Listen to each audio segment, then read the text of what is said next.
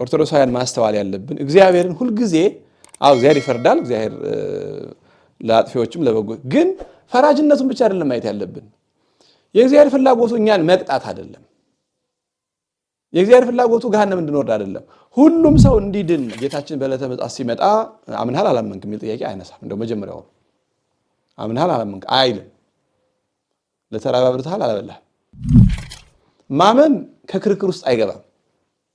ያላመነው ረዲ አላመነም። ሁሌ እንደምንለው ለደሞዝ ቀርቦ ደሞዝ ጥቂት ነው ደሞዝ ብዙ ነው ኔጌቲቭ ነህ ምናምን የሚባለው መጀመሪያ የተቀጠረ ሰው ነው። ያልተቀጠረ ሰው ምን ሲሆን ከክፍያ ውስጥ ገብቶ ምን ሲሆን አርጋሃል አላረክም ይባላል።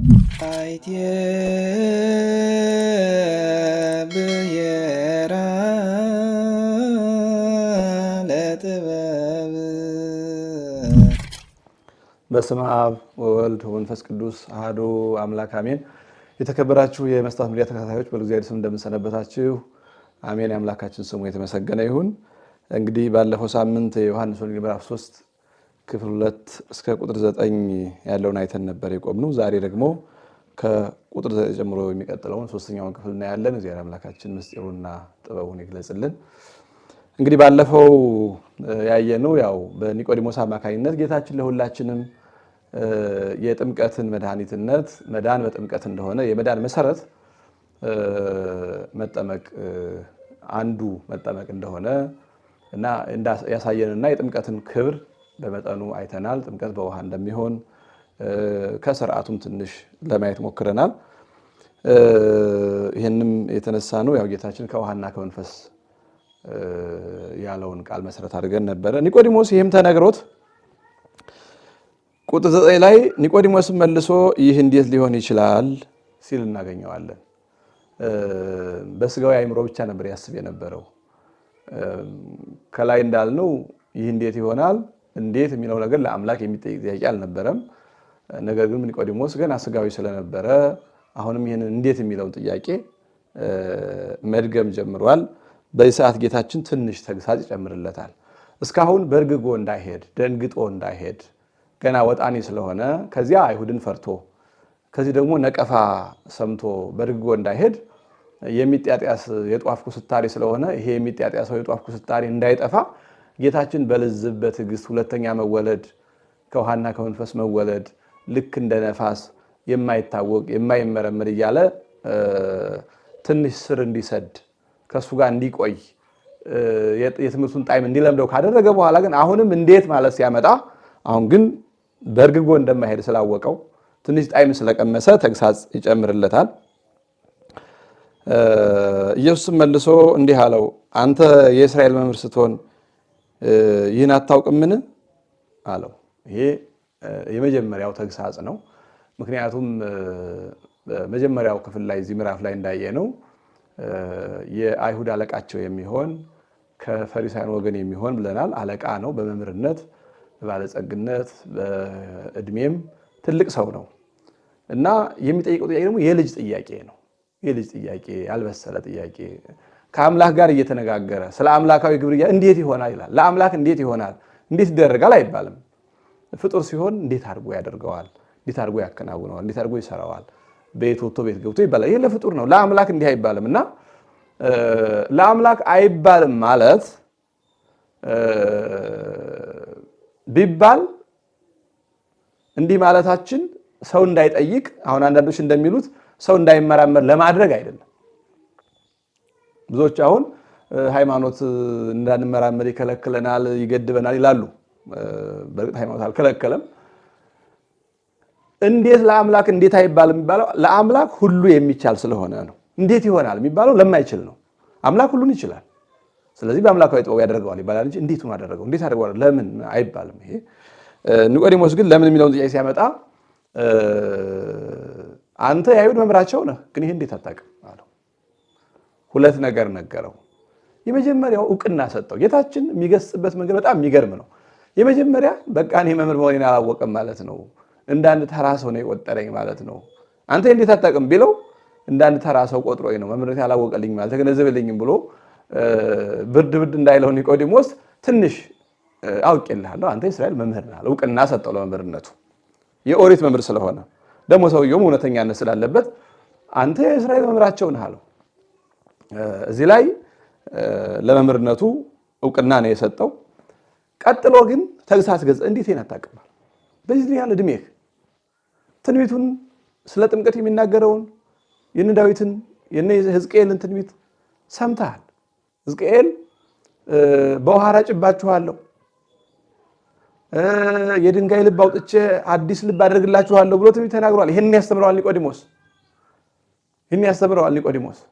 ስለዚህ ይህን የምታስተምር አንተ እንዴት አታውቅም አለና አስደነገጠው። አባቶቻችን ደግሞ ይህንን ውዳሴ ከዘለፋ ይሉታል። ውዳሴ አንተ የእስራኤል መምህራቸው ነህ ያለው ውዳሴ ነው። ይሄ እንዴት አታውቅም የሚለው ደግሞ ዘለፋ ነው፣ ተግሳጽ ማለት ነው። ዘለፋ ማለት ተግሳጽ ነውና አሁን ህፃናትንም ለትምህርት ሲመጡ እንዲህ ነው የሚደረጉት። መጀመሪያ እንደመጡ በአንድ ቀን ገርፎ ይሄ ትምህርት አይገባህም ይከብዱሃል ምናምን ተብሎ ትምህርት ቤት እንዳይመጡ ማድረግ ነውር ነው። ብዙ ልጆች ዘመናዊ ትምህርት ቤትም በተለይ አብነት ትምህርት ቤት በመምህራን ቁጣ ከዚህ በኋላ ትምህርት ቤት ብለው የቀሩ ልጆች አሉ። ህፃናት መጀመሪያ እንደመጡ ብንቆጣቸው፣ ብንገስጻቸው፣ ብንገርፋቸው ተመልሰው ይሄዳሉ። ትምህርቱን ይጠሉታል በእኛ ምክንያት እና በመምህራን አያያዝ ምክንያት ልጆች ትምህርት ጠልተው ይቀራሉ። ጌታችን ኒቆዲሞስን እንደ ህፃን አድርጎ ነው ያስተማረው። መጀመሪያ ሲመጣ ጥፋቱን እያየ ዝም ብሎ የሚነጋገር ንግግሩ ትክክል ባይሆንም ንግግሩን ዝም ብሎ የመጀመሪያው ቀን ጥያቄ ትክክል ባይሆንም ግን ትክክለኛ መልስ ሰጥቶ ጥያቄው ለአምላክ የሚመጥን አይደለም፣ እሱ ግን ተገቢ መልስ ሰጥቶ ብርሃን እያበራ መንገድ እያሳየ ግን ኒቆዲሞስ አሁንም እንዴት ይላል። አሁን ግን ስለተለማመዱ ቢያንስ ኒቆዲሞስ ደንግጦ ስለማይሄድ ህፃን ትምህርቱን ከለመደው በኋላ ሲያጠፋ ጆሮውን ቁንጥጥ አድርጎ በል ከዚህ በኋላ እንዳታጠፋ ተብሎ እንደሚገሰጸው ጌታችን ጥቂት ተግሳጽ፣ ትልቅ ተግሳጽ የሚባል አይደለም፣ ጥቂት ተግሳጽ ገጻው። አንተ የአይሁድ መምህር ነህ፣ እንዴት አታውቅም?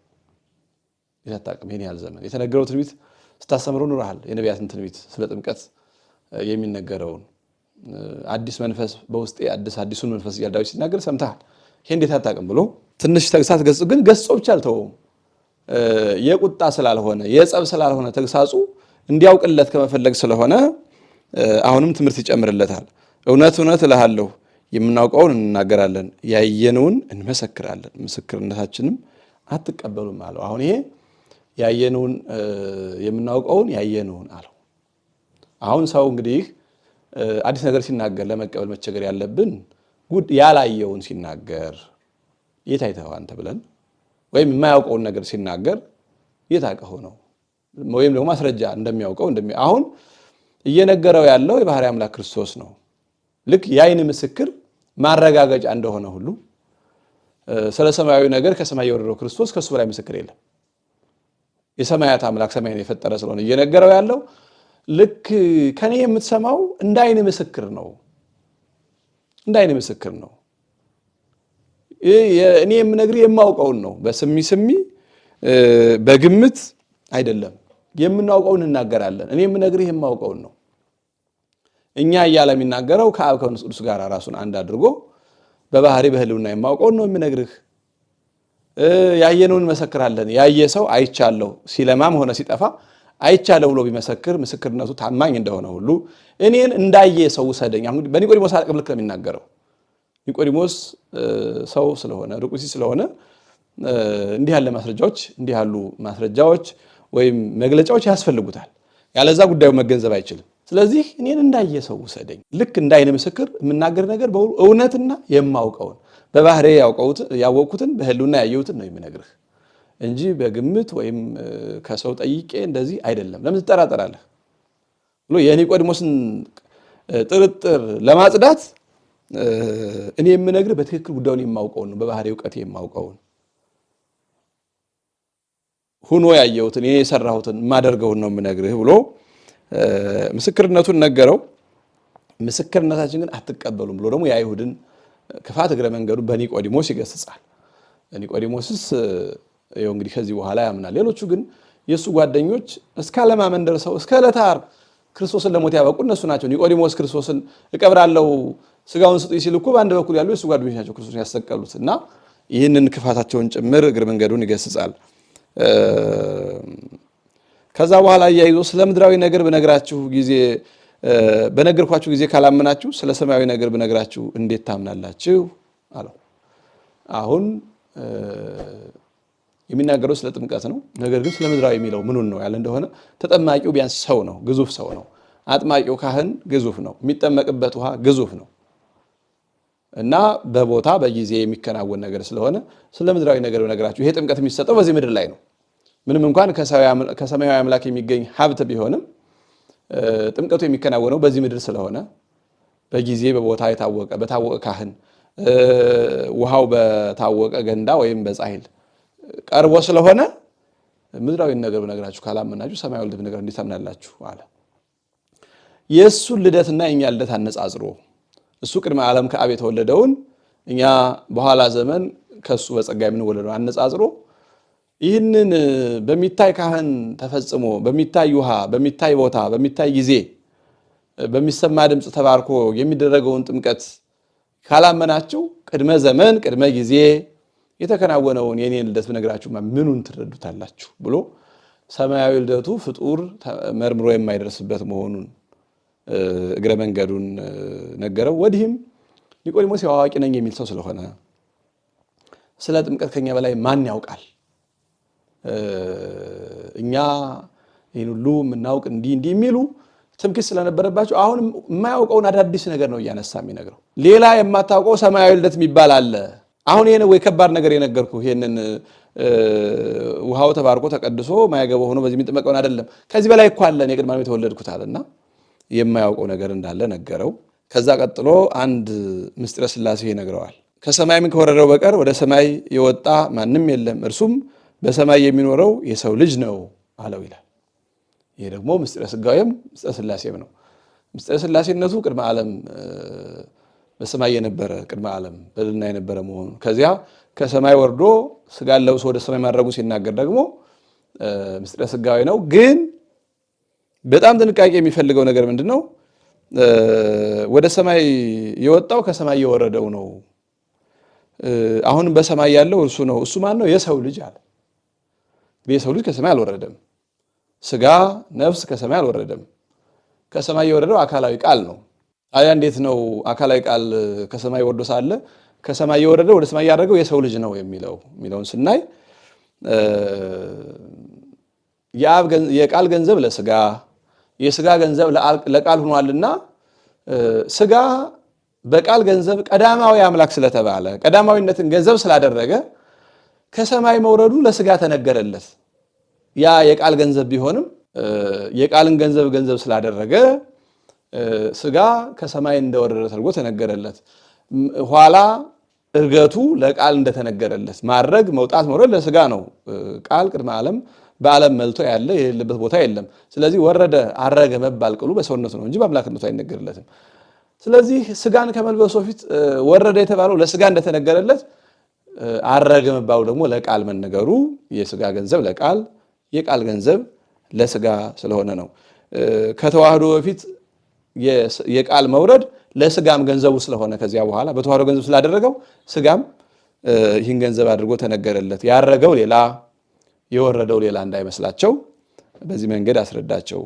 ስለዚህ አሁን የሰው ልጅ በሰማይ የሚኖር ብሎ በእልልና በአብ ቀኝ እንዳለ እስጢፋኖስም አይቶ እንደመሰከረው ኢየሱስ ክርስቶስ በአብ ቀኝ በአብ ሪና እንደሚኖር ጌታችን ነግሮታል። እንግዲህ ብዙ ሞኞች ክርስቶስ ስለራሱ እንዲህ የተናገራቸውን ነገር እያዩ አልፈው ሲያበቁ የለም መጽሐፍ ቅዱስ ላይ ይላሉ። እያዩ አልፈው አንዳንዶቹ ተመርጦ ስለሚሰጣቸው ይህን እንጂ ይህን አታንብቡ፣ ይህን እንጂ ይህን አታንብቡ ስለሚባሉ የተነገራቸውን አንብበው ይሳሳታሉ። አንዳንዶቹ ደግሞ ያልፉትና እንደሌለ አድርገው ይናገራሉ። ይሄ ራስን መሸወድ ነው። ስለዚህ ኢየሱስ ክርስቶስ ማለት ከሰማይ የወረደ ወደ ሰማይ ያረገ ዛሬ በሰማይ የሚኖር ነው። ይሄ ወንጌል ቃል ነው። ይህንን ምስጢረ ሥጋዌ ይነግረዋል ለኒቆዲሞስ። አሁን ነገሩ እየከበደው መጣ። ስለዚህ አሁን የሚያነጋግረው ከሰማይ የወረደ ሥጋን የለበሰ ወደፊት ደግሞ ወደ ሰማይ የሚያደርገው ነው ብሎ ይነግረዋል።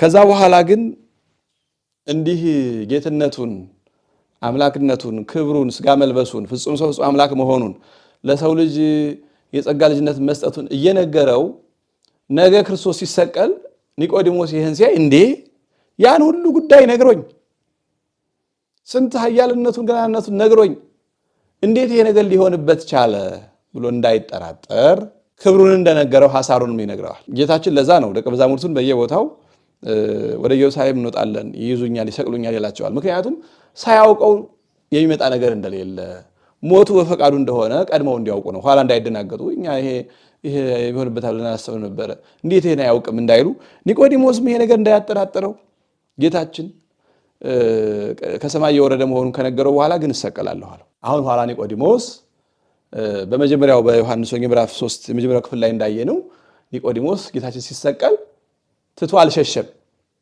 ሐዋርያት እንኳን ሲሸሹ ትቶ አልሸሸም፣ አልተጠራጠረም። ወደ ኤማውስ የሄዱት መንገደኞች አይ እኛ እኮ ተስፋ አድርገን ነበር የእስራኤል ተስፋ የሚሆን ዓለምን የሚያድን ብለን ነበር ግን አይሁድ ገደሉት አሉ። ተስፋ ቆርጠው ማለት ነው። ኒቆዲሞስ እንደዛ አላደረገም። ከገዡ ቀርቦ ንጉሥ የሰቀለውን አንበሳ የሰበረውን ማንም አይነካው የሚባል ነበር። እሱ ግን ንጉሥ የሰቀለውን ስጋውን ስጠኝና መምሬን እቀብረዋለሁ፣ በእሱ ምክንያት የሚመጣው ሞት ካለ እንኳ እሞታለሁ።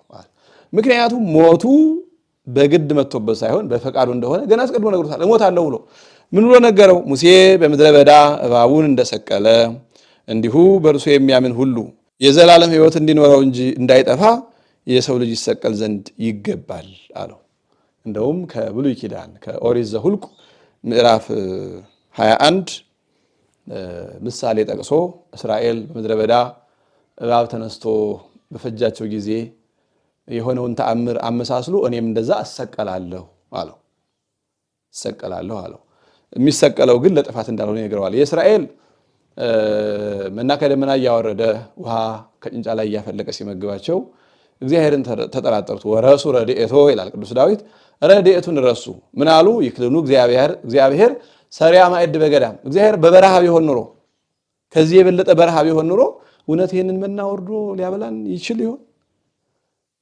ይዙጥ ኮፋ ወያወዝ ማየ ከጭንጫ ላይ ውሃ ያፈልቅ ይሆን? ከዚህ የከፋ በረሃ ቢሆን ኑሮ ብለው እግዚአብሔርን ኃይሉን ተጠራጠሩ፣ አሳዘኑት። ያን ጊዜ ሙሴን በረሃ ይዛቸው ሄዳለው። ሐራሴቦን ወደሚባል በረሃ ይዟቸው ወረደ። ከሁልጊዜው ባልተናነሰ መንገድ መናውም ወረደላቸው፣ ውሃውን ፈለቀላቸው። ነገር ግን እግዚአብሔርን ስለተጠራጠሩት የበረሃ እባብ ተነስቶ ጎናቸውን እየወጋ ይፈጃቸው ጀመር። ያን ጊዜ ወደ ሙሴ ሄደው ከእኛ ስተት ኃጢአት ከእግዚአብሔር ምሕረት ቸርነት አይታጣምና እባክህ ወደ እግዚአብሔር አመልክትልን፣ እባክህ ጸልይልን አሉት። ሙሴ ወደ እግዚአብሔር ሲያመለክት በፊት ለፊት በሚታይ ቦታ አደባባይ ላይ ነው ነሐሱን እባብ አስመስለህ ቀርጸህ ከብረቱ ላይ ስቀልላቸው፣ ያንን አይተው ይዳኑ ማለት በቃ እባቡ ሙቷል ማለት ነው፣ ተገሎላቸዋል የሚለውን አይተው እንዲድኑ። እንደውም ያላመኑ ማን ነው በጣም የጠናባቸው እባቡን ብርቱን ስትመታው ድምፁን ሰምተው ከተኙበት ይዳኑ። ጥንካሬ ያላቸው ግን መተው መልኩን አይተው ድምፁን ሰምተው ይዳኑ አለው። በዚህ ምክንያት ያንን የነሐስ እባብ ሰቀለላቸው። መልኩን አይተው ድምፁን ሰምተው ዳኑ። እንግዲህ ያ ለጊዜያዊ ሕይወት ነው፣ ለጊዜያዊ ድህነት። እባቡም ቆመላቸው፣ ደዌው ቆመላቸው። ረጅም ዘመን ያንን የነሐስ እባብ እንዲሁም ይዘውት ተጉዘዋል። ኋላ ነው እንደ ጣዖት አድርገው እንዳያመልኩት ብሎ ሰባብሮ የጣለው ሕዝቅያስ፣ ንጉሡ ሕዝቅያስ ነው ሰባብሮ የጣለው። አሁን ጌታችን ራሱን ከዚያ ጋር አመሳስሎ ሙሴ በምድረ በዳ እባብን እንደሰቀለ እንዲሁ በእርሱ የሚያምን ሁሉ የዘላለም ሕይወት እንዲኖረው እንጂ እንዳይጠፋ የሰው ልጅ ሊሰቀል ይገባዋል አለ። አሁን ያኛው ለዘላለማዊ ሕይወት አይደለም፣ ለዕለታዊ ከዕለታዊ ደዌ መቅሰፍት አድኗቸዋል። ይሄ ግን ለዘላለም ሕይወት የሚያደርግ የክርስቶስ ስቅላት አንደኛ ለሁሉም ነው። በእሱ የሚያምን ሁሉ ነው። አይሁዳዊ፣ አረማዊ፣ ግሪካዊ፣ ቀይ፣ ነጭ፣ ጥቁር አይልም እግዚአብሔር። በእርሱ የሚያምን ሁሉ አለ። አንዳንዶች አሁን ሕገ ኦሪቱን ሕገ ወንጌሉን ይሄ እኮ ለእስራኤል የተሰጠን ይላሉ፣ ለእንትን የተሰጠን ይላሉ። አይደለም፣ በእሱ የሚያምን ሁሉ ነው ያለው። አስተምሩም ብሎ ሲልካቸው እስከ ዓለም ዳርቻ ነው ያለው። ወንጌል ለሁሉ ናት። ወንጌል ለእኛ ለክርስቲያኖች የተሰራ ችግር አይደለችም። ክርስቶስም ለእኛ ለክርስቲያኖች የተሰጠ አምላክ አይደለም። አምኖ ለመጣው ሁሉ ነው እና ለሁሉ ነው። እንደዚያ ሆኜ እሰቀላለሁ አለ። እንግዲህ የነሐስ እባብ የተሰቀለው በእባቡ አምሳል ነው። መጀመሪያ እስራኤልን መርዝ ያለበት እባብ ገሏቸዋል። ያ መርዝ ያለበት በምድር የሚንቀሳቀሰው እባብ የዲያብሎስ ምሳሌ ነው። በነሐስ ላይ የተሰቀለው በብረት ላይ የተሰቀለው የነሐስ እባብ የክርስቶስ ምሳሌ ነው። መሬት ላይ ያለው እውነተኛው እባብ መርዝ አለበት። የነሐሱ እባብ ምንም መርዝ የለውም፣ ጽሩይ ነው። ዲያብሎስ ፍዳ መርገም አለበት፣ ጌታችን ምንም የለበትም። ንጹሕ ባህሪ ሆኖ ነው የተሰቀለው። እስራኤል ግን ያንን ንጹሑን ነሐስ አይተው ድምፁን ሰምተው ዳኑ። ምዕመናንም የክርስቶስን ሞቱን፣ ትንሣኤውን፣ እርገቱን አምነው ይድናሉ። ያ እባብ የምድሩን እባብ መስሎ የተሰቀለው ነሐስ ልክ እንደ ክርስቶስ ጥፋተኞችን በደለኞችን መስሎ የመሰቀሉት በኢሳይያስ 53 ላይ ተሆለቆ ምስለ ጊጉያን ከበደለኞች ጋር ተቆጠረ ተብሎ እንደ በደለኛ ሆኖ የመሰቀሉ ምሳሌ ነው። በእባብ አምሳል መሰቀሉ መርዝ ሳይኖርበት ያ የነሐሱ እባብ መርዝ ሳይኖርበት እባብ መስሎ እንደተሰቀለ ጌታችንም ጥፋት ሳይኖርበት ጥፋተኞች መስሎ መሰቀሉ የአዳም በደል ለማዳን ነውና፣ ስለዚህ በአጠቃላይ ይሰቀላለሁ አለው። የሚሰቀለው ግን ለሁሉም ነው። የሚያምንበት ሁሉ ምን እንዲያገኝ? የዘላለም ሕይወት። የአንድ ሰሞን የምናምን ሳይሆን የዘላለም ሕይወት እንዲኖረው እንጂ እንዳይጠፋ የሰው ልጅ ይሰቀል ዘንድ ይገባዋል አለ። አሁን ለኒቆዲሞስ እስካሁን አምላክነቱን ጌትነቱንና አዋቂነቱን ሲነግረው ቆይቶ ስለነበረ ኋላ ሲሰቀል እንዴ ምን ነው አዋቂ ነኝ ብሎኝ አልነበረም? ምን ነው ኃያል ነኝ ብሎኝ አልነበረም? ከሰማይ ወርጃለሁ አላለኝም? እንዴት ታዲያ ይሄን ሳያውቅ ሆነበት ብሎ እንዳይጠራጠር ኒቆዲሞስ እንዳይጎዳ ነው። ጌታችን በአጠቃላይ የሚያስተምር ትምህርት ሁሉ ለሱ ምንም የሚጨምርለት ነገር የለም። እኛ እንድንረዳው ነው። ስለ እሱ እንኳን የሚነግረን እኛ ራሳችንን ለሰዎች አብራርተን ገልጸን በሰዎች ዘንድ ክብር እንድናገኝ እንደምናደርገው አይደለም። እኛ ራሳችን ጥቅም ነው የምናደርገው። እኔ እኮ እንዲህ ያለው ሰው ነኝ፣ እንዲህ ያለው ምሁር ነኝ፣ እንዲህ ያለ ችሎታ አለኝ፣ እንዲህ ያለ ሀብት አለኝ፣ እንዲህ ያለ ወገን ዘመድ አለኝ ምናምን እንለው በሰዎች ዘንድ ክብር ለማግኘት ለእኛ ጥቅም ነው። እሱ ግን የሚነግረን እኛ እሱን ተረድተነው እንድንጠቀም ነው። እሱን ማወቃችን ለእኛ ነው እንጂ ለእሱ የሚጠቅመው ነገር የለም። ስለዚህ ለኒቆዲሞስ የሚጠቀምበትን እየነገረው ደግሞ በኋላ ክርስቶስ ሲሰቀል እንዳይጠራጠር መሰቀሉንም ቀድሞ አውቆ እኔ እሰቀላለሁ፣ ኦልሬዲ ለመሰቀል የመጣሁት ፈቅጄ ነው የምሰቀለው ብሎ አስረድቶ ለኒቆዲሞስ ይነግረዋል። ለሐዋርያቱም ተደጋጋሚ ነግራቸው የነበረው ለዛ ነው፣ በሆነ ጊዜ ግራ እንዳይጋቡ።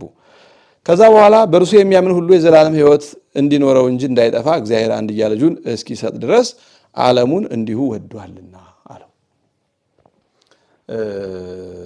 አሁን ኒቆዲሞስ ያላወቀው ነገር ይሄ ስለሆነ እየደጋገመ ይነግረዋል። እኔ ከአብ ተልኬ የመጣው የአብ ባህሪ ልጅ ነኝ። አብ ደግሞ የላከኝ ለክብር ሳይሆን ለሞት ነው። ለሞት የላከኝ ዓለሙን ስለወደደ ለዓለሙ ዋጋ አድርጎ ነው የላከኝ። ዓለሙን እንዲሁ ወዶታል። ዓለም ምንም አድርጎለት አይደለም፣ እንዲሁ ወዶታል። እንዲሁ ስለወደደው አንድ ልጁን እኔን ውረድ ተወለድ ተሰቀል ሙት ብሎ ላከኝ። ስለዚህ እኔ ለዓለም ልሞት መጥቻለሁ። የመጣሁት ለዓለሙ ልሞት ልሰቀል ነው። እኔ የምሰቀለው ደግሞ በእርሱ የሚያምን የዘላለም ሕይወት እንዲኖረው እንዳይጠፋ ነው። በእኔ የሚያምን ሁሉ በአባቴ የሚያምን ሁሉ የዘላለም ሕይወት እንዲኖረው እንጂ እንዳይጠፋ ነው። እንዳይጠፋ ሰውን ከጥፋት ለማዳን ነው። አይዞህ በርታ፣ አንተም ከዚህ በኋላ ከዚህ ጥፋት ትድናለህ፣ በእኔ ስታምን ከዚህ ጥፋት ትድናለህ አለው። እንግዲህ ይህንን ሁሉ ሰምቶ ነው ኒቆዲሞስ የአይሁድ ቁጣ፣ የጓደኞቹ ሽሙጥ፣ የጲላጦስ ወታደር ሳያስፈራው የቀረው ይህን ስለሰማ ነው። መጥፋት ስለማይፈልግ ጌታ የተሰቀለው እኔ የዘላለም ሕይወት እንዲኖረኝ እንጂ እንዳልጠፋ ነው ብሎ ይህን አምኖ ነው በሰቃዮቹ አደባባይ ሳይፈራ እኔ የዚህ ሰው ዘመድ ነኝ። ጴጥሮስ እንኳን እኮ አላውቀውም ብሎ ነበር። ሌሎቹ ሐዋርያት በሙሉ ልብሳቸውን ሁሉ ጥለው የሮጡ አሉ። ኒቆዲሞስ ግን ከዮሴፍ ጋር በሰቃዮቹ አደባባይ በጦር የወጉት የደበደቡት በትራቸውን እንደያዙ፣ ጋሻቸውን ጦራቸውን እንደያዙ፣ ገራፊዎቹ መግረፊያ ጅራፉን እንደያዙ፣ ገና አደባባዩ የሞት አደባባይ እንደሆነ ሳይፈራ ሳያፈር መጥቶ ስጡኝ፣ እኔ ከዚህ ሰው ወገን ነኝ፣ መምህሬ ነው፣ ጌታዬ ነው፣ ስጋውን አውርጄ መቅበር አለብኝ። ለዚህ ያበቃው እኔ የምሰቀለው ዓለም እንዳይጠፋ ነው። አባቴ የላከኝ በእኔ በእርሱ ያመነ ሁሉ የዘላለም ሕይወት እንዲኖረው እንዳይጠፋ ነው። ስለዚህ ስለ ዓለም ልሰቀል መጥቻለሁ ብሎ እግዚአብሔር ለዓለም ያለውን ፍቅር ነገረው። እንግዲህ እግዚአብሔር ለእያንዳንዱ ሰው ተራ በተራ አይናገርም። አሁን ይሄ መልእክት ለኒቆዲሞስ ብቻ አይደለም፣ ለዓለም ሕዝብ ነው። ኒቆዲሞስ እንደ ምክንያት ነው። ምክንያት ሆኖ ማረፍ ያለበትን ሰዓት ያኔ ሲሰራ ውሎ ሲያስተምር ውሎ ሲፈርድ ሲተች ውሎ ማረፍ ሲገባው የእረፍት ሰዓቱን ቀንሶ ልማረበት ብሎ በመሄዱ ለዓለም ሁሉ የሚሆን በጎ ትምህርት አገኘ። ምን የሚል? የእግዚአብሔር ፍቅር። እግዚአብሔር ዓለምን እንዴት እንደወደደው እግዚአብሔር ዓለሙን እንዲሁ ወዶታል፣ አንድ ልጁን ለሞት እስኪሰጥ ድረስ ብሎ ፍቅረ እግዚአብሔርን በኒቆዲሞስ በኩል ለሁላችን ነግሮናል። ስለዚህ በእርሱ የሚያምን ሁሉም አይጠፋም ማለት ነው። በእርሱ የሚያምን ሁሉ ይሄ ሁሉ የሚለው ቃል ተራ ሁሉ አይደለም። የነገድ፣ የጎሳ፣ የቋንቋ፣ የዘር፣ የምናምን የመልክዓ ምድር መለየት እንደሌለበት ያመነው ሁሉ ጥቅም እንደሚያገኝ ለማሳየት ነው። የሚሰጠው ደግሞ የዘላለም ሕይወት እንደሆነ እና እግዚአብሔር ወደዚህ ዓለም የላከው ልጁ እንደሆነ አምላክ ወልደ አምላክ የምንለው በዚህ ምክንያት ነው። አንድያ ልጁ እንደሆነ በገዛ አንደበቱ መስክሮ በኒቆዲሞስ በኩል ለእኛ ይነግረናል ማለት ነው። ከዚያ ቀጥሎ ዓለም በልጁ እንዲድን ነው እንጂ በዓለም እንዲፈርድ እግዚአብሔር ወደ ዓለም አላከውምና ይላል። የላከው እንዲፈርድ አይደለም፣ የበለጠ ጥፋት እንዲመጣበት አይደለም። ዓለም በልጁ አምኖ እንዲድን ነው። አሁን እዚህ ላይ ኦርቶዶክሳውያን ማስተዋል ያለብን እግዚአብሔርን ሁልጊዜ እግዚአብሔር ይፈርዳል፣ እግዚአብሔር ለአጥፊዎችም ለበጎ፣ ግን ፈራጅነቱን ብቻ አይደለም ማየት ያለብን። የእግዚአብሔር ፍላጎቱ እኛን መቅጣት አይደለም። የእግዚአብሔር ፍላጎቱ ገሃነም እንድንወርድ አይደለም። ሁሉም ሰው እንዲድን ነው። ልጁን እንኳ የላከው ዓለም ሁሉ በሱ አምኖ እንዲድን ነው። ስለዚህ ጌታችን የተላከው እንዲፈርድብን አይደለም። ፈራጅነቱን ብቻ በማየት ፍቅር የሌለው ፍርሃት ይበዛል። አብዛኛው ሰው ንስሐ ግቡ፣ ስጋው ደግሞ ተቀበሉ ሲባል ወይ ገና እኔ ወጣት ነኝ፣ ነገ ልሳሳት እችላለሁ፣ ነገ ሆኖ አይታወቅም፣ ምን ሆኖ ይታወቅም አይታወቅም። ዓለም እንዲድን እንጂ በዓለም እንዲፈርድ አላከውም። አብዛኛው ሰው ስጋውን ደግሞ እንደ ፈራጅ ነው የሚያየው። በእርግጥ ለናቀው ላቃለለው ነው፣ ግን የምችለውን ያህል ተናዝዤ ንስሐ ገብቼ ብቀበለው ግን ፈርዶ ምሕረትን ነው የሚሰጠኝ እንጂ መዓትን አይደለም።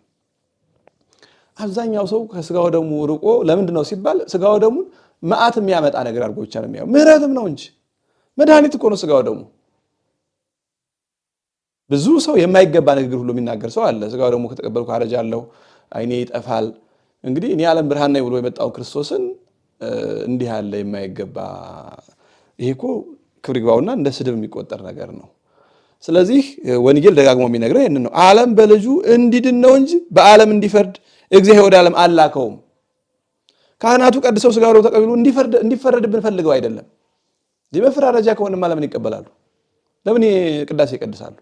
አይደለም። የምናውቃትን በደል እየተናዘዝን ዕለት ዕለት እየተቀበልን የዘላለም ሕይወት የሚሰጠን የክርስቲያኖች የዘላለም ምግብ ነው፣ የዘላለም ሕይወት ነው ስጋው ደግሞ። እና ብዙ ሰው የኛ ሰው ኦልሞስት ከ70-80% በላይ እኮ ስጋው ደግሞ የራቀ ነው ማህበረሰባችን።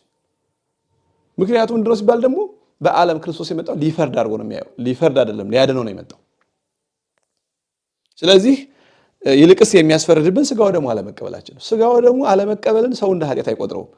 ትልቅ ኃጢአት፣ ትልቅ በደል ነው። ስጋው ደግሞ አለመቀበል፣ የክርስቶስ ስጋ የክርስቶስ ደም መግፋት፣ ከሱ መራቅ፣ ይፈርድብኛል እንጂ አያድነኝም ብሎ መራቅ የበለጠ የግፍ የኃጢአት ስለሆነ ጌታችን የነገረን ዓለም በልጁ እንዲድን ነው እንጂ በዓለም እንዲፈርድ እግዚአብሔር ወደ ዓለም አላከውምና በእርሱ በሚያምን አይፈረድበትም። በማያምን ግን በአንዱ እግዚአብሔር ልጅ ስላላመነ አሁን ተፈርዶበታል ይላል። በእሱ በሚያምን አይፈረድበትም ይላል።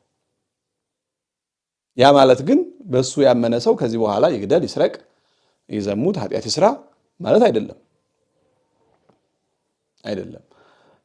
አለማመን ያስፈርዳል። እርሱ አለማመን ያስፈርዳል። ሲያምን ግን አላመንክም ተብሎ አይፈረድበትም። በቃ አመን አይደለ? በማመኑ ከአማኞች ይቆጠራል። ባያምን ግን ከማያምኑት ከካህዲያን ከመናፍቃን ተቆጥሮ ይፈረድበት ነበር። አሁን ግን አምኗል። ካመነ አንተ ካህዲ ነህ፣ አንተ መናፍቅ ነህ፣ አንተ ከኔ ልዩ ነህ፣ ሩቅ ነህ ተብሎ አይፈረድበትም ያለው ባለማመን የሚመጣውን ፍርድ ነው እንጂ ኋላ ካመነ በኋላ በግሉ የሚሰራው ኃጢአት ካለ እሱ መጠየቁ አይቀርም። ይሄ መናፍቃን የሚያዘናጉበት አንዱ ይሄ ነው። መጽሐፍ ቅዱስ በብዙ ቦታ ኃጢአት የሰሩ ሰዎች፣ ክፉ ስራ የሰሩ ሰዎች፣ ጨካኞች መንግሥተ ሰማያት እንደማይገቡ ይልቁንም ወደ ገሃነም እንደሚጣሉ እየተናገረ አይ ካመንክ በቃ የሚጠሷት ደግሞ ይችን ጥቅስ ነው የሚጠቅሷት። በእሱ ያመነ አይፈረድበትም ይላል። በእሱ አምኖ ግን ክፉ ስራ የማይሰራ ነው የማይፈረድበት እንጂ በእሱ አምኖ ክፉ ስራ ከሰራ ይፈረድበታል። ወደፊት ምዕራፍ 5 ላይ እናገኘዋለን። ክፉ የሰሩ ለፍርድ ትንሣኤ፣ በጎ የሰሩ ደግሞ ለሕይወት ትንሣኤ ይነሳሉ ይላል። ምን ማለት ነው? ስራም ተጠያቂነት አለው። ዋጋም ያሰጣል፣ ፍዳም ያመጣል ስራ። ስለዚህ አሁን እዚህ ጋር የተናገረው ይሄ የእምነት አንቀጽ ነው። አለማመንም ያስፈርዳል፣ በጎ ስራ አለመስራትም ያስፈርዳል። ስናምን ዋጋ እናገኛለን፣ በጎ ስራ ስንሰራ እናገኛለን። አምነን በጎ ስራ እንሰራ ባይሆን እምነት መሰረት ነው። በጎ ስራ ካመኑ በኋላ የሚደረግ ነገር ነው። እምነት እንደ መሰረት፣ ምግባር ደግሞ እንደ ጣራና እንደ ግድግዳ ናቸው ብሎ ሊቁ ዮሐንስ አፈወርቅ እንደተረጎመው ማለት ነው። ነገር ግን በቃ ያመነ አይፈረድበትም ከተባለ ያመነ ሰው የፈለገ ይግደል፣ አገር ያጥፋ ማለት አይደለም። ኃጢአት ይስራ ማለት አይደለም። ይሄ ለኃጢአት በር መክፈት ነው። ጌታችን በዕለተ ምጽአት ሲመጣ አምንሃል አላመንክ የሚል ጥያቄ አይነሳም። እንደው መጀመሪያው አምንሃል አላመንክ አይልም። ለተራበ አብልተሃል አላበላህም፣ ያበላውን መንግስት ነው ያገባው፣ ያላበላውን ወግድ። ራቁቱን ሰው አግኝተህ የተራቆተ ሰው አግኝተህ አልብሰሃል አላበስክም፣ ያለበሰውን መንግስት ነው ያስገባው፣ ያላለበሰውን ወግድ ነው። ለወንድምህ አዝነሃል ራርተሃል፣ የራራውን አንተ ቡሩክ ነህ፣ መንግስት ነው ያገባ፣ ያራራውን ወግድ። ይሄ እኮ ክፉ ስራና በጎ ስራ ነው። ማመን ከክርክር ውስጥ አይገባም። ያላመነ ወረዲ አላመንም። ሁሌ እንደምንለው ለደመወዝ ቀርቦ ደመወዝ ጥቂት ነው፣ ደመወዝ ብዙ ነው፣ ኔጌቲቭ ነህ ምናምን የሚባለው መጀመሪያ የተቀጠረ ሰው ነው። ያልተቀጠረ ሰው ምን ሲሆን ከክፍያ ውስጥ ገብቶ ምን ሲሆን አርጋሃል አላረክም ይባላል። ያላመነ ሰው ከቅጥር ውስጥ ያልገባ ማለት ነው። ከሊስት ውስጥ ያልገባ የቅጥር መዝገብ የሌለው ሰው፣ ውል የሌለው ሰው ደመወዜም ብሎም አይቀርብም። ያው የታወቀ ነው፣ ምንም ነገር የለውም። አሁን በቀኝና በግራ የሚባለው ሃይማኖት ኑሯቸው ምግባር የሌላቸው ሰዎች ነው። እነዚህ በወይኑ አትክልት የተቀጠሩ ሰዎች ናቸው። ምን እንዲያደርጉ ወንድሞቻቸውን፣ እግዚአብሔር እኮ ሌላ ነገር አይፈልግም ከኛ። ወንድሞቻችን የተራቡትን እንድናበላ፣ እዚሁ የተጣሙትን እንድናጠጣ፣ እንግዳ ሆነው ሲመጡ ቤታችን እንድናሳድራቸው፣ ሲታሰሩ ሲታመሙ እንጠይቃቸው፣ ተራቁተው ስናያቸው እንድናለብሳቸው፣ እንድንተዛዘን ነው የሚፈልገው። ስለዚህ አሁን ይችን ጥቅስ አንዲት ጥቅስ አንተ በናፍቃን ችግራቸው አንዲት ጥቅስ በጭንቅላቱ የቆመ ፒራሚድ ነው የነሱ ትምህርት። ፒራሚድ ተደላልሎ የቆመው በሰፊው ጎን ስለቆመ ነው እንጂ በጭንቅላቱ ቢቆም ኑሮ ተገልጦ ነው የሚወድቀው። በአንድ ጥቅስ መንጠልጠል ማለት በጭንቅላቱ እንደቆመ ፒራሚድ መሆን ነው። እና የመናፍቃኑ አንዱ ችግራቸው አንድ ጥቅስ ይዘው ውን ማድረግ ይወዳሉ። ስለዚህ ከሚያንጠለጥሏት ጥቅስ አንዷ ደግሞ ይች ናት። በእርሱ ያመነ አይፈረድበትም። በእርሱ ያመነ አላመንክም ተብሎ አይፈረድበትም ነው እንጂ በእርሱ ያመነ ኃጢአት አይፈረድበትም አልተባለም። በእርሱ ካመነ እንዳላመኑት አይቆጠርም ማለት ነው። ለምን አላመንክም አይባልም፣ አምኗል ኦልሬዲ። ስለዚህ ባለማመን ነው እንጂ የማይፈረድበት። የምግባር ጉዳይ ደግሞ ቀጥሎ ይመጣ ነገር ነው እና በእርሱ ያመነ አይፈረድበትም፣ በእርሱ ያላመነ ግን አሁን ተፈርዶበታል ይላል። እና አሁን የምትለዋንም ይዘው ኦልሬዲ ጽድቅና ኩነኔን እንደ አልቋል ብለው የሚወስኑ ሰዎች አሉ። አሁን ምንድን ነው? በእግዚአብሔር ዘንድ ነው። ይሄ ለእግዚአብሔር ሁሉ አሁን ስለሆነ ነው። ለእግዚአብሔር ትናንት፣ ነገ፣ ከአሁን በፊት፣ ከአሁን በኋላ የሚባል ነገር ስለሌለ ሁሉ አሁን ስለሆነ ነው እንጂ እኛ ገና ነን። ሐዋርያው ዮሐንስ እኮ ተናግሯል። አሁን የእግዚአብሔር ልጆቹ ነን፣ ግን ገና ምን እንደምንሆን አልታወቀም ይላል። ስለዚህ አሁን መንግስት ቤት ገብቻለሁ ማለት አይቻልም። አሁን ሲኦል ገብቷል ማለት አይቻልም። ሲኦል ገብቷል ማለት አይቻልም። ኃጢአተኛውም ንስሐ ገብቶ የመዳን ተስፋ አለው። ጻድቁም ምናልባት ኋላ ቢበድል ከጽድቁ ይወጣል። ስለዚህ አሁን የሚለው ቃል በእግዚአብሔር ዘንድ ሁሉ የታወቀ መሆኑን ለመግለጽ ነው። አሁን የሚለው በእግዚአብሔር ዘንድ ሁሉ አሁን ነው። ማን እንደሚሆን ቀድሞ ሁሉም ነገር ይታወቃል ለማለት ነው እንጂ እግዚአብሔር እነገሌ በቡድን ለሲኦል እነገሌ በቡድን ለገሃነም ብሎ ቀድሞ ፈርዶብናል። ቅድመ ውሳኔ አለ ማለት ቅድመ ውሳኔ የመናፍቃን ትምህርት የኛ ትምህርት አይደለም። ስለዚህ አሁን የሚለው በእግዚአብሔር ዘንድ ሁሉ አሁን ስለሆነ በእግዚአብሔር ዘንድ ትናንትና እና ነገ የሚባል ካሁን በፊትና ካሁን በኋላ የሚባል ጊዜ ስለሌለ ሁሉ ዮም ስለሆነ ወይም ሁሉ ዛሬ ስለሆነ ነው እንጂ እዚህ ምድር ላይ ሆኖ ቁጭ ብሎ መንግስት ገብቻ ያለው የሚል ሰው አለ። ጸድቀናል፣ መንግስት ገብተናል ይላል። መንግስት ምን እንደሆነ ሳያት ነው። እና ይሄ ነገር ግን አሁን የምንሰራው ስራ ካላመን ይፈረድብናል። ግን ገሃነምና መንግስት መግባታችን ገና ነው። ጊዜው ሲደርስ ነው የሚታወቀው። አሁን ማወቅ አይቻልም። ያመነም ያላመነም የእምነት ውጤቱ የክደት ውጤቱ ጊዜው የሚገለጽበት ገና ነው እና ለማንኛውም ማመን ይጠቅማል። ግን ደግሞ ወደፊት የሚያመጣው ማነው? ባለፈው ያየነው መጠመቅ ይቀጥላል። ስጋው ደግሞ መቀበል፣ ንስሐ መግባት የሚሉ ነገሮች ይቀጥላሉ። እምነት ስላለ ብቻ እምነት ብቻ ያድናል ብሎ አንጠልጥሎ መዞር ይሄው ያው ሁልጊዜ የምንለው ልማድ ስለሆነ በጌታችን አምነናል። አምነን ደግሞ በስሙ ህይወት እንዲሆንልን የዘላለም ህይወት እንድናገኝ በጎ ስራ እየሰራን እንጠብቀዋለን እስኪመጣ ድረስ እስኪያገኘን ድረስ በወይኑ ቦታ አሁን ማመን እንደ መቀጠር ነው እንደ መቀጠር ከዛ በኋላ በጎ ስራ ደግሞ በወይኑ ቦታ ስራ እንደ መስራት ነው አሁን በወንጌል ላይም ተመዝግቧል እኮ ጌታችን በምን መስሏታል መንግስተ ሰማያትን በወይኑ ቦታ ሰው የሚቀጥር ሰው ጧት ሲወጣ አደባባይ ላይ ሊቀጠሩ የቆሙ ሰራተኞችን አገኘ ኑ ብሎ አንዳንድ ዲናር እሰጣችኋለሁ ብሎ ቀጠራቸው 3 ሰዓትም ሲሄድ አገኘ ቀጠራቸው 6 ሰዓት 9 ሰዓት 11 ሰዓት አገኘ ቀጠራቸው የ11 ሰዓቶቹ ግን እስካሁን ለመሆናችሁ ነው ስራ ፈታችሁ ያላችሁት እሺ በቃ ለማንኛውም አሁን ኑ ብሎ ቀጠራቸው እስከ 12 ሰዓት ለአንዲት ሰዓት አገለገሉ አሁን ጉዳዩ የወይኑ ባለቤት የሚወስዳቸው ምን እንዲያደርጉ ነው እንዲቆፍሩ እንዲኮተኩቱ ወይኑ የሚገረዝ ከሆነ እንዲገርዙ ፍሬ መልቀም ከሆነ ፍሬ እንዲለቅሙ ለስራ ነው ማመን ማለት መቀጠር ማለት ነው ምግባር ደግሞ በወይኑ ቦታ መቆፈር ማረስ መትከል ውሃ ማጠጣት ፍሬ መልቀም መገረዝ ማጠር መጠበቅ ሁሉ መጭመቅ ሊሆን ይችላል ስለዚህ ማመን እንደ መቀጠር ነው በስሙ እንጠራለን ልጆቹ እንሆናለን በአጸደ ወይኑ እንላለን ከዛ በኋላ ግን በወይኑ ቦታ የምናገለግለው ስራ አለ ያን ካልሰራን ዋጋ አይኖረንም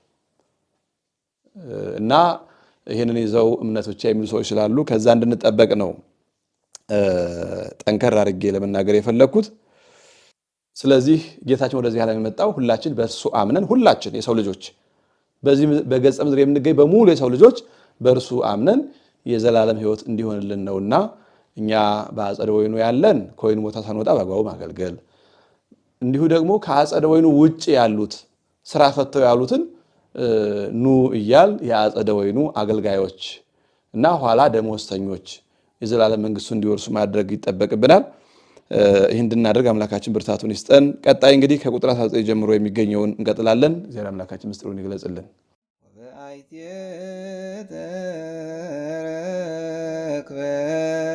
አሰረ